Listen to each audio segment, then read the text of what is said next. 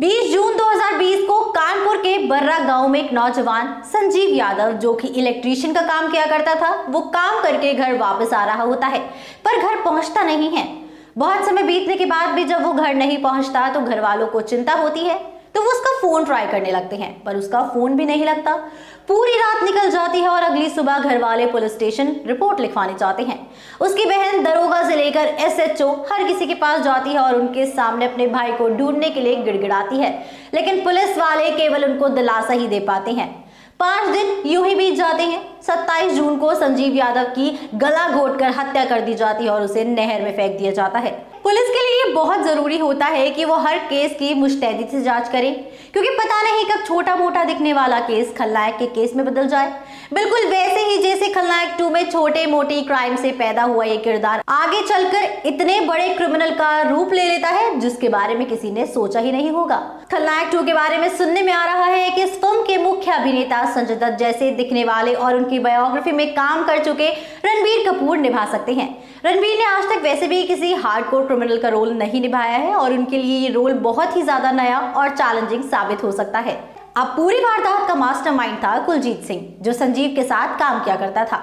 उसने अपने 2 साथियों का साथ लेकर ये पूरा प्लान बनाया था। संजीव के आने जाने का समय सब उनको पता था। उन्हें पता था कि संजीव एक अच्छे परिवार से और उसके घर परिवार में जमीन जायदाद और गहने भी हैं। संजीव को किडनैप करने के बाद ही 4 दिन तक संजीव को एक घर में रखा जाता है। जब 5वें दिन संजीव किसी तरह से भागने की कोशिश करता है तो वो पांचों इतना डर जाते हैं कि पोल खुलने के डर से संजीव की गला घोटकर हत्या कर देते हैं और पास के ही नहर में उसको फेंक भी देते हैं। लेकिन संजीव को मार देने के बाद भी उन्होंने उसके घर फोन किया और फिरौती के लिए पैसे मांगे।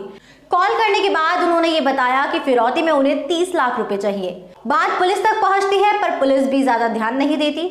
पूरी पुलिस फोर्स किसी दूसरे बड़े क्रिमिनल के पीछे लगी हुई थी और संजीव यादव का केस पूरी तरह से इग्नोर कर रही थी। कुछ दिन बाद फिरौती की एक और कॉल आती है और कहा जाता है कि बर्रा गांव में जो पुल है उस पुल पर आकर रुपए से भरा बैग नीचे डाल देना और उन्हें संजीव वापस मिल जाएगा।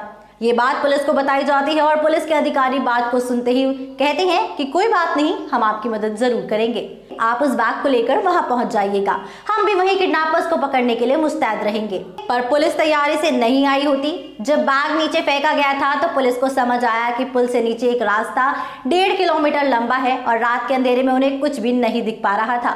दूर से जैसे ही किडनैपर्स ने पुलिस की आवाज सुनी वो भाग गए। हैरानी की बात तो ये थी कि ना तो बैग वापस मिला और ना ही संजीव। कुछ ऐसा ही चूहे बिल्ली का खेल हमें पुलिस और खलनायक 2 के मेन किरदार के बीच देखने को मिलने वाला है, जिसमें किरदार बार बार पुलिस के हाथ तो आएगा पर कब फिसल जाएगा ये किसी को पता नहीं चलेगा।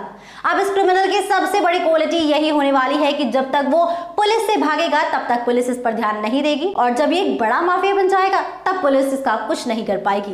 राइटर्स और डायरेक्टर्स इस बात पर पूरा फोकस कर रहे हैं कि फिल्म ज्यादा से ज्यादा असली वारदातों से इंस्पिरेशन ले, ताकि इस कहानी को और ज्यादा रियलिस्टिक और बेहतरीन तरीके से दर्शकों को दर्शाया जा सके। अब इसके बाद पुलिस की बातों से तंग आकर संजीत की बहन और उसकी मां आईपीएस अधिकारी के ऑफिस के बाहर धरना देना शुरू कर देते हैं। जब तक मीडिया नहीं आई थी तब तक वहां से उनकी किसी ने खबर नहीं ली थी। मीडिया में जब हलचल मची तब पुलिस ने उन दोनों को आश्वासन दिया कि अगले 4 दिनों में उसके भाई को ढूंढकर निकाल लिया जाएगा। 4 दिन बीतने के बाद भी संजीव का कोई पता नहीं चलता। अब 4 दिन बीतने के बाद भी जब संजीव का कोई पता नहीं चला, कुछ दिनों बाद जब पुलिस को संजीव की लाश मिली तब पुलिस ने ये मानने से ही मना कर दिया कि किसी तरह का बैग भी छोड़ा गया था और उनके रहते चोरी हुई थी। उन्होंने ऐसे इंटरव्यू किए और संजीव की बहन पर ही दबाव डाला कि वो इस बात को मानने से मना कर दे कि उन्होंने अपनी जिंदगी भर की पूंजी बेचकर अपने भाई को बचाने के लिए पुलिस की निगरानी में 30 लाख रुपए खो डाले और चोर उसे चुरा कर ले गए हैं। तो दोस्तों, ऐसे ही किसी क्रिमिनल की कहानी हमें देखने को मिल सकती है खलनायक 2 फिल्म में भी। अब देखते हैं कि इस फिल्म के मेकर्स हमारे लिए क्या कुछ खास नया और अनोखा लेकर आते हैं। तो इसी के साथ मैं अनुष्का त्यागी लेती हूँ आपसे इजाजत। बने रहिए और देखते रहिए बॉलीग्राज स्टूडियोज को। हमारी आज की राइटर है अपूर्वा।